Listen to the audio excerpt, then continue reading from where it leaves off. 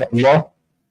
And tonight we're going to resume the seerah of the Prophet ﷺ. But what I thought we'd do first, because it's been a while, is maybe do a quick review. And what I thought I'd do is just break it up over two topics.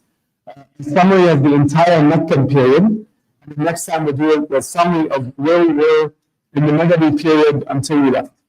So tonight, inshallah, I'll start with the Meccan period. So tonight is a summary literally of 11 years of seerah of the Prophet ﷺ. And so we're going to start right at the beginning, where the Jahili Arabs lived obviously in the Arabian Peninsula. And in general, very quickly, as a quick reminder to all of us, they're broken off into two types of Arabs, or two classifications historically.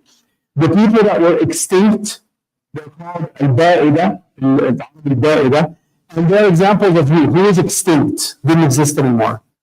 The people that were destroyed in the Quran, Ad and Thamud and so forth, they are completely gone. So there's no existence of those types of Arabs. The ones that were left over were from two major tribes, Adnan and Qahtani. The Qahtani Arabs are called the Arab al-Araba. They're actually from the Arabian Peninsula. And the Adnani Arabs are the ones that migrated to the Arabian Peninsula. So one had a green card and one was already a full-time permanent resident. And both go back to who? Who is their father? Those types of Arabs. Who is their father? Great-grandfather. The son of Nuh alayhi salam. What was his name? Sam. Both of them came from Sam. Both of them were descendants of these were Semites, actually. What people today call Semites, these were Semites as well. And those were what lived there. The tribe then, called Jirhum, went and settled around the Kaaba.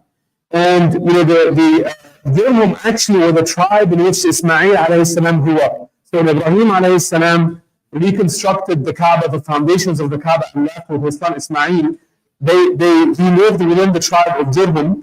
And Jirhum later on, way after the death of Ismail alayhi salam, many generations on, they became evil people. And they started to revolt against each other until another tribe called Khuza'ah, going back really ancient history, Khuza'ah came over and got rid of the Jirhum. There's a story about Jirhum having buried their treasure so that Khuza'ah couldn't find it around the Kaaba. So we're now at the Khuza'ah times. At the time of Khuza'ah, the first Arab that introduced shirk to Quraysh showed up to Mecca.